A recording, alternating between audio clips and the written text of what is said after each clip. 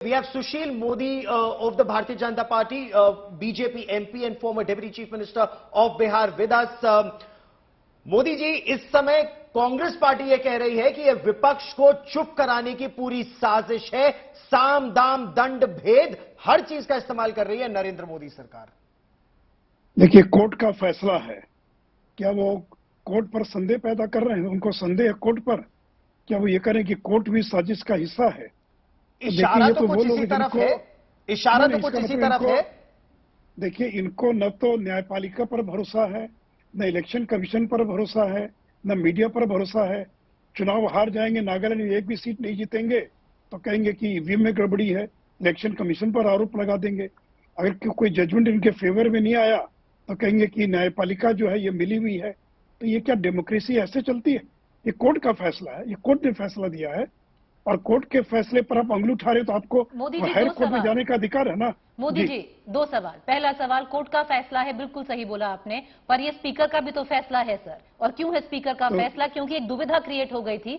जिस constitutional expert से हमने बात किया था, सब यही कह रहे थे कि देखिए कंफ्यूजन है, स्पीकर पे अब डिपेंडेंट है कि वो कैसे इंटरप्रेट करें। कन्विक्शन 2 साल का स्टैंड करेगा, पर जब सस्पेंड हो गया उनका सेंटेंस तो 1 महीने के लिए उनके पास पूरी खुली छूट है कि वो इस पे अपेलेट कोर्ट, जो गुजरात हाई कोर्ट है, उसका स्टे लगा दें।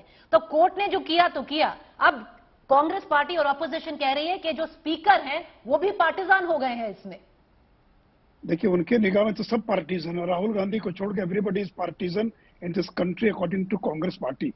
देखिए, जब वो निर्णय स्पीकर ने लिया है निर्णय, तो अब कपिल सिब्बल का क्या बयान आया कल? आज आपने देखा कपिल सिब्बल ने क्या बयान दिया। कपिल सिब्बल तो कोई बीजेपी की नहीं है। और जब कानून ये कहता है कि 2 साल से ज्यादा की अगर सजा हो गई तो stand disqualified the moment the judgment is delivered and the lower court has not stayed that conviction. उन्होंने कन्विक्शन को स्टे नहीं किया है। देखिए, सेंटेंस को स्टे करना एक अलग चीज है और कन्विक्शन को स्टे करना। कल अगर सेशंस कोर्ट जो आकर अगर स्टे कर देती है, अगर वो स्टे ही करने के लिए कहते तो फिर वो क्यों जो है ऑर्डर पास करते?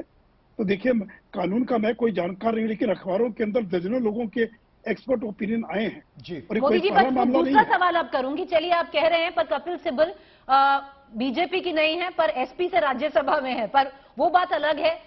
मोदी साहब, बस एक और सवाल इसी पे करूंगी, क्योंकि आप कह रहे हैं ये सब लीगल है जो कोर्ट ने करा। अब जो आपके पार्लियामेंट्री अफेयर्स मिनिस्टर हैं Prahlad Joshi ji, usually parliamentary affairs minister Modi ji वैसा एक व्यक्तित्व होता है जो कोरम लेके आए ऑपोजिशन में, सरकार में। अब यहां पर जो पार्लियामेंट्री अफेयर्स मिनिस्टर हैं वही जाकर एमपी जो ओबीसी हैं, आप भी जो खुद नाम मोदी रखते हैं, इकट्ठा कर रहे हैं एक नैरेटिव बिल्ड करने के लिए कि ये जो हुआ ये इसीलिए हुआ क्योंकि राहुल गांधी एंटी ओबीसी हैं। तो एक पॉलिटिकल नैरेटिव भी क्रिएट हो रहा है लीगल नैरेटिव के साथ। क्यों नहीं? ये तो देखिए, उन्होंने ओबीसी सरनेम इस देश में किन लोगों का है? 90% जो पिछड़े समाज से आने वाले लोग हैं उनका सरनेम ओबीसी है। और नरेंद्र मोदी भी ओबीसी समाज से आते हैं। और राहुल गांधी को लगता है कि वो पैदा हुए इस देश में राज करने के लिए, मेरे बाप दादाओं ने राज किया, हम भी पैदा हुए राज करने के लिए। और ये कहां से चाय बेचने वाले का बेटा, पिछड़े का बेटा गुजरात से आ गया और 9 साल से देश के अंदर गरीबों की सेवा कर रहा है? तो इनको ये नरेंद्र मोदी पच नहीं रहे, तीसरे इस प्रकार के अनाप शनाप आरोप लगा रहे हैं। लेकिन वो तो ये कह रहे हैं सुशील मोदी जी, वो तो ये कह रहे हैं कि क्योंकि राहुल गांधी आवाज उठा रहे हैं अदानी के खिलाफ, इसीलिए उनको ये चुप कराने की साजिश है। और क्या इस कदम से भारतीय जनता पार्टी ने सभी विपक्ष की पार्टियों को एक मंच पर कर दिया है? और क्या ये आपदा में अवसर है राहुल गांधी और विपक्षी दलों के लिए? साझा ऑपोजिशन आपसे लड़ेगा 2024 में। तो अरविंद जायसवाल जी बयान दें कि अगला चुनाव वो दिल्ली में कांग्रेस के चुनाव लड़ेंगे, पंजाब में अलायंस में चुनाव लड़ेंगे, ममता बनर्जी घोषणा करें, नवीन पटनायक घोषणा करें, अगला चुनाव मिलकर लड़ेंगे। देखिए, इसको अलग है, जायसवाल तो है नहीं वैसे। अब ये मत कहिएगा क्योंकि आप पे कोई केस ना कर दे मानहानि का, क्योंकि जो बढ़िया क्लास है वो आ जाएगी। जी, ऐसा ना कि वो मिलकर लड़े तो भी मुकाबला करने के लिए तैयार है।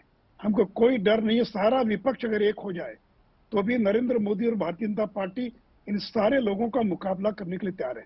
लेकिन नेताओं के एकजुट होने से जनता एकजुट नहीं होती है। आपने देख लिया बिहार में 3 बाई इलेक्शन हुआ, क्या परिणाम हुआ? उत्तर प्रदेश के अंदर समाजवादी पार्टी बसपा का अलायंस था, क्या परिणाम हुआ? उत्तर प्रदेश में समाजवादी कांग्रेस का अलायंस था, क्या परिणाम हुआ? तो केवल नेताओं के हाथ पकड़कर हाथ उठा लेने से और बयान दे देने से और जनता एकजुट नहीं होती है। जनता नरेंद्र मोदी को भी पहचानती है जी। और राहुल गांधी को भी पहचानती पर है। मोदी जी, कांग्रेस ये भी तो 24 कह रही है ना, कीजिए। मोदी जी कांग्रेस जी। ये भी तो कह रही है ना कि अगर नरेंद्र मोदी की इंसल्ट की, ऐसा थोड़ा ना है कि हर मोदी की इंसल्ट कर दी है। अब है ही जो उन्होंने कहा कि सारे मोदी चोर हैं, उन्होंने केवल ये थोड़ी कहा कि नरेंद्र मोदी चोर है। नहीं, उन्होंने एक्चुअली कहा कि हर चोर का नाम मोदी क्यों होता है, उन्होंने ये नहीं कहा कि सारे मोदी चोर हैं। एक्चुअली मैडम मैंने भी सुना है जी। आपने सुना होगा, मैंने भी सुना है कि सारे मोदी सरनेम वाले चोर हैं, यही तो कहा उन्होंने और इसे कोर्ट ने उनको सजा दी। और मेरा तो कहना यह है कि वो क्यों नहीं ऊंची अदालत में जाते हैं, इसके खिलाफ में फाइल करते हैं रिलीफ के लिए।